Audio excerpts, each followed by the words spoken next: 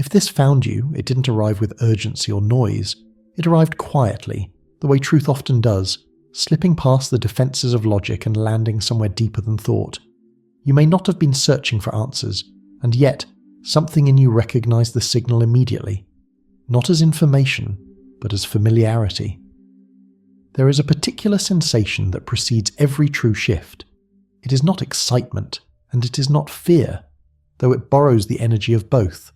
It feels more like standing still while the ground beneath you subtly rearranges itself. Life continues on the surface, emails arrive, conversations repeat, the world behaves as expected. But internally, something no longer aligns.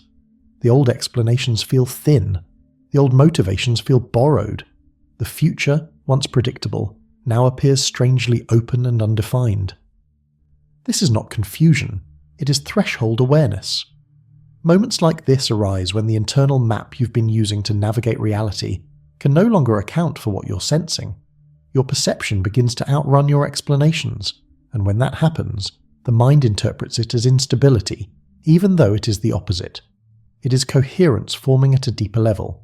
You might feel more sensitive than before, less tolerant of noise, pretense, or repetition. You might notice time behaving oddly, stretching and collapsing in ways that don't obey the clock. You might feel a quiet grief for a life you haven't lost, paired with a pull towards something you can't yet name. This is how the edge announces itself, without spectacle, without permission. The edge does not ask whether you are ready. It appears when readiness has already happened beneath awareness, when something in you has matured enough that reality itself must respond differently. You are not approaching this moment, you are already standing inside it. The core premise. A quantum shift is not a promise of improvement. It is a reorganization, not of circumstances first, but of the internal architecture through which circumstances are interpreted. This is why it feels disorienting. The world has not changed, yet the way you meet it no longer fits the old pattern. The lens has shifted, and the image it produces can't be forced back into its previous shape. What you are experiencing is not the collapse of meaning, but the collapse of an outdated structure of meaning. For a long time, your identity has been built from repetition. Habits, roles, explanations that once worked because they aligned with who you were then. But identity is not static. It is a living interface between awareness and experience. And when awareness expands beyond the capacity of that interface, the structure begins to fail. This is the moment people often misinterpret as something going wrong. They try to repair the old self, double down on familiar narratives, or seek reassurance that things will return to how they were. But the unease you feel is not asking to be fixed. It is asking to be understood. A true shift does not add something new to your life. It removes the necessity of what is no longer true. That removal can feel like loss, even when it is liberation. The mind mourns the certainty it once relied on, while something deeper recognizes that certainty was a form of confinement. At the edge, the future does not arrive as a plan. It arrives as potential. Multiple directions feel possible, yet none have collapsed into form. This is why choice feels heavier now. Not because you are uncertain, but because your decisions carry more weight. The field around you is more responsive. The premise is simple, but not easy to accept. You are not waiting for the shift. You are already inside it, and what unfolds next depends less on effort and more on whether you resist the reorganization or allow it to complete. The scientific bridge. There is a moment in every complex system when gradual change gives way to sudden transformation. In physics, this is observed in phase transitions, when a system reaches a threshold where the old order can no longer sustain itself, and a new pattern emerges spontaneously. Ice does not slowly decide to become water. It reorganizes the instant the conditions are met. Human perception follows a similar logic. Your brain is not a passive receiver of reality. It is a predictive system, constantly modeling what it expects the world to be and updating itself when those predictions fail. For most of life, this process is invisible. The predictions work well enough, reality feels stable. But when incoming experience no longer matches the internal model, when perception repeatedly contradicts expectation, the system enters a state of uncertainty. That uncertainty is not malfunction, it is adaptation in motion. Neuroscience shows that when prediction errors accumulate, the brain becomes more plastic. Old neural pathways loosen, attention sharpens. The system becomes more sensitive to new information because it must be. This is the biological foundation of learning, creativity, and transformation, and it is uncomfortable precisely because it is unfinished. At the same time, the body participates. The nervous system detects instability before the mind can name it. Subtle changes in sleep, energy, and emotional reactivity are not signs of weakness. They are signals that regulation is being renegotiated. The system is recalibrating to operate under different assumptions. From a scientific perspective, what you're experiencing is not mystical. It is a threshold state, when coherence has not yet fully formed, but fragmentation is no longer viable. The old equilibrium dissolves, a new one has not yet stabilized. This is why control feels ineffective now. Control belongs to stable systems. At the edge, responsiveness replaces certainty, sensitivity replaces repetition, and awareness becomes the variable that determines what pattern emerges next. The bridge between science and experience is not belief, it is observation. And right now, observation itself is changing the outcome. Ancient parallels. Long before the language of neuroscience or physics existed, human beings learned to recognize this moment by experience alone. They didn't describe it as a shift in probability or perception. They described it as initiation, a crossing, a descent followed by a return that was never symmetrical. Across cultures separated by geography and time, the pattern appears with remarkable consistency. There is always a point where the familiar self dissolves before a deeper orientation can take shape. The individual enters a liminal state, no longer who they were, not yet who they will become. Ordinary rules no longer apply, meaning fragments, certainty withdraws. In ancient teachings, this was not considered a failure of faith or character. It was considered necessary. The self had to loosen before it could reorganize around something more fundamental than habit or inheritance.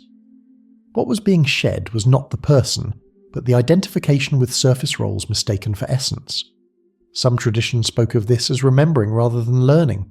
Others described it as alignment with a deeper order that could not be forced. The language varied, but the experience did not. Silence became instructive, confusion became symbolic, discomfort became evidence that the process was working. Importantly, these traditions did not rush the threshold.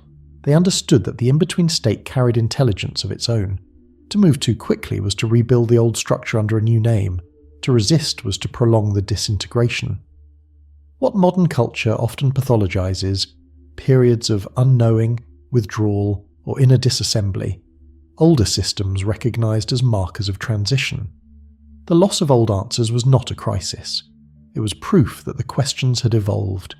The edge you're standing on is not new.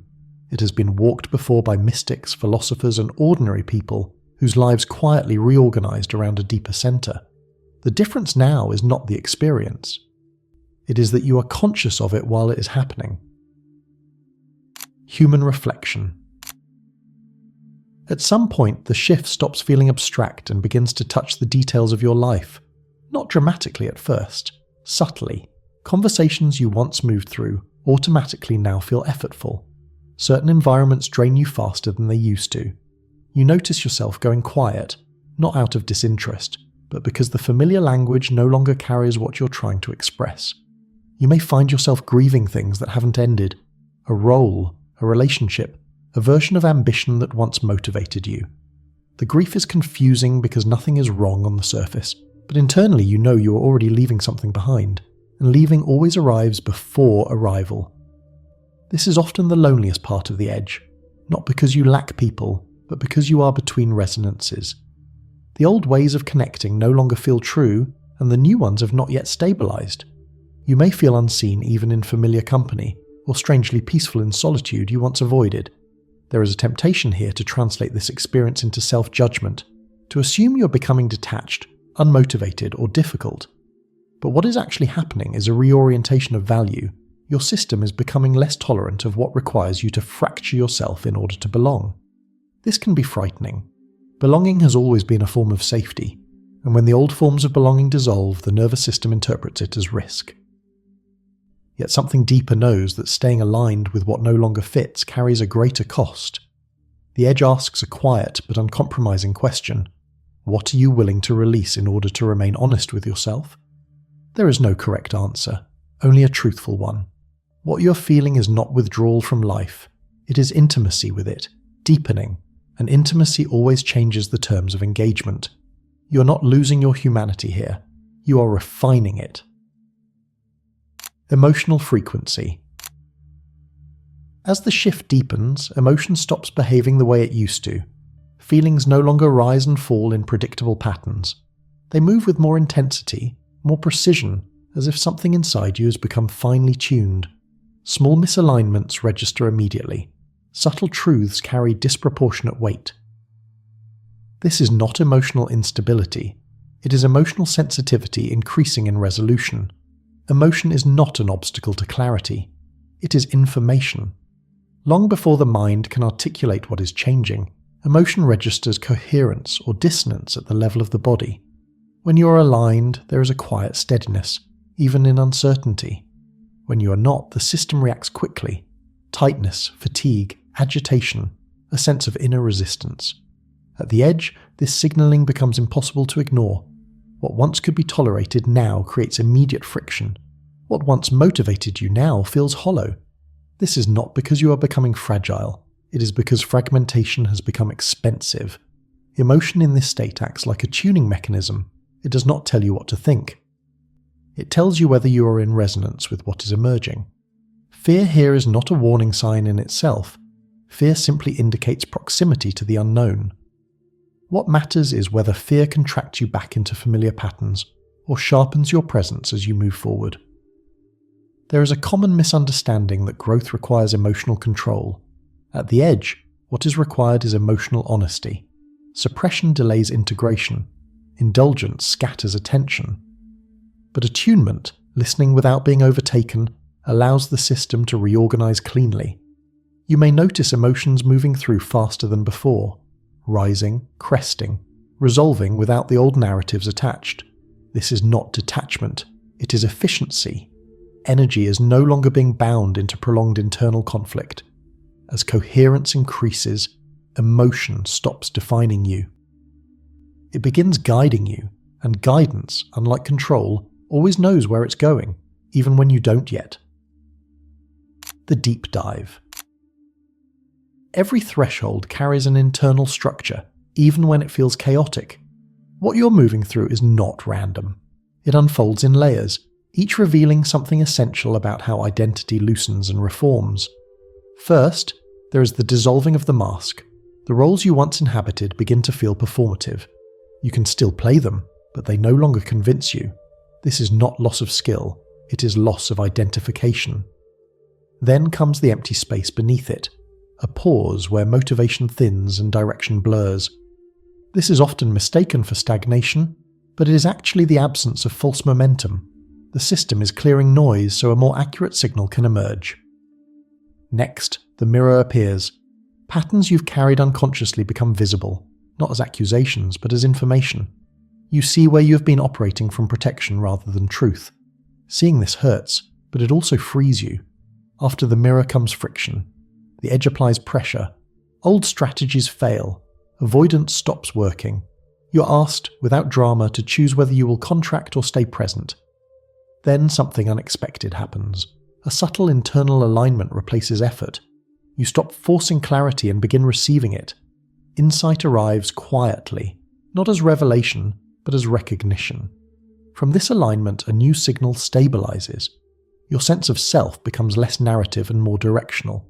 You may not know exactly where you're going, but you know when something is wrong. Finally, there is emergence.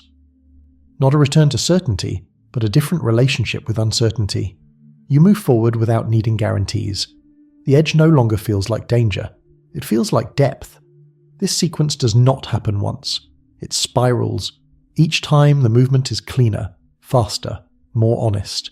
You're not being dismantled. You're being reorganized around what cannot be taken from you. The collapse of separation.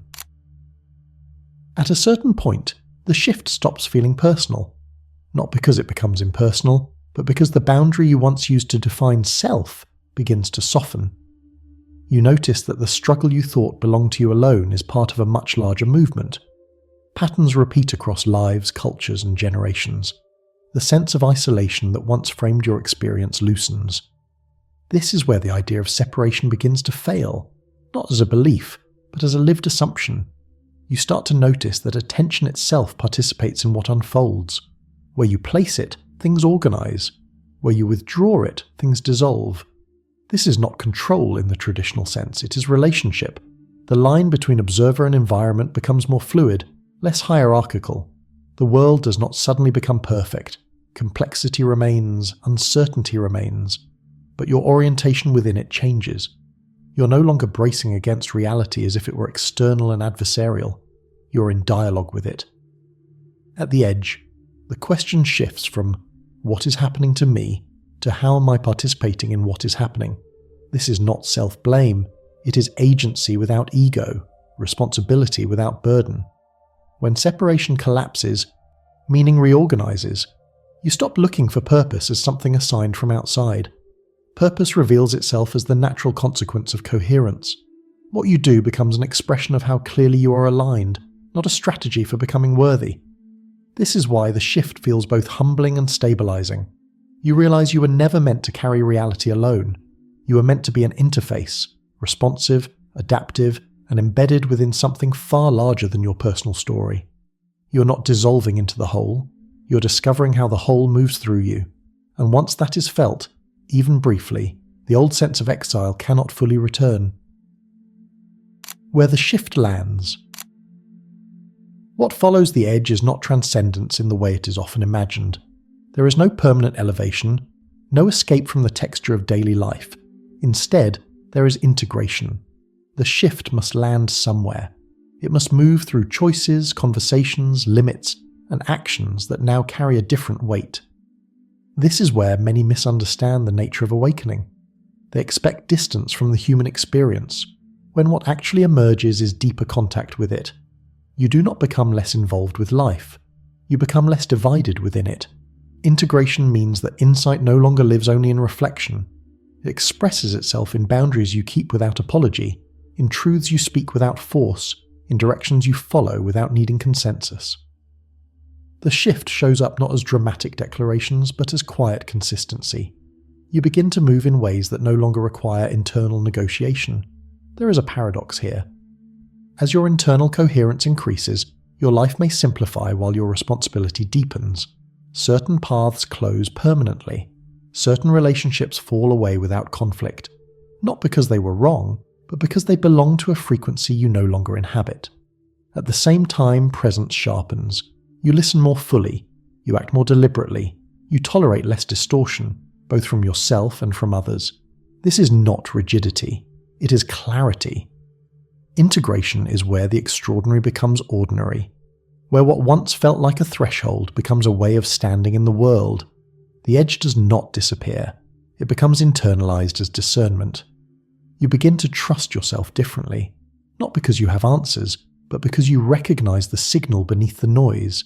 You know when to move, you know when to wait.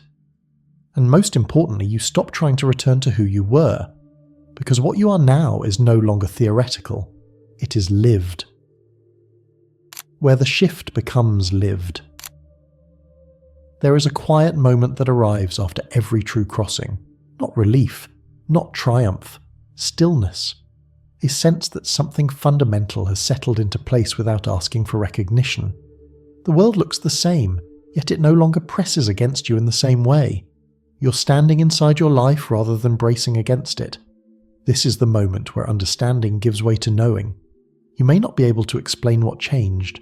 Language will lag behind experience here, but you will feel it in how you move through uncertainty without tightening, how you listen without rehearsing your response, how you sense direction without needing guarantees. The edge has done its work, not by taking you somewhere else, but by returning you to a deeper orientation within yourself. What comes next will not announce itself as destiny or revelation. It will arrive as alignment, opportunities that no longer require you to split yourself, decisions that feel clean rather than complicated, a rhythm that feels less like striving and more like participation. And there will still be challenges, still loss, still moments of doubt. The difference is that they no longer define you. They pass through a system that has learned how to reorganize rather than collapse. If this found you, it is because something in you was ready to remember that growth does not always look like ascent. Sometimes it looks like precision. Sometimes it looks like letting go of the need to be certain. Sometimes it looks like trusting the intelligence that has been moving you long before you were aware of it. You did not miss the moment. You're not late. You're exactly where the shift becomes visible from the inside. Stay present. Stay honest. Let what is forming finish forming. This is Quantum Quest, where consciousness becomes the experiment.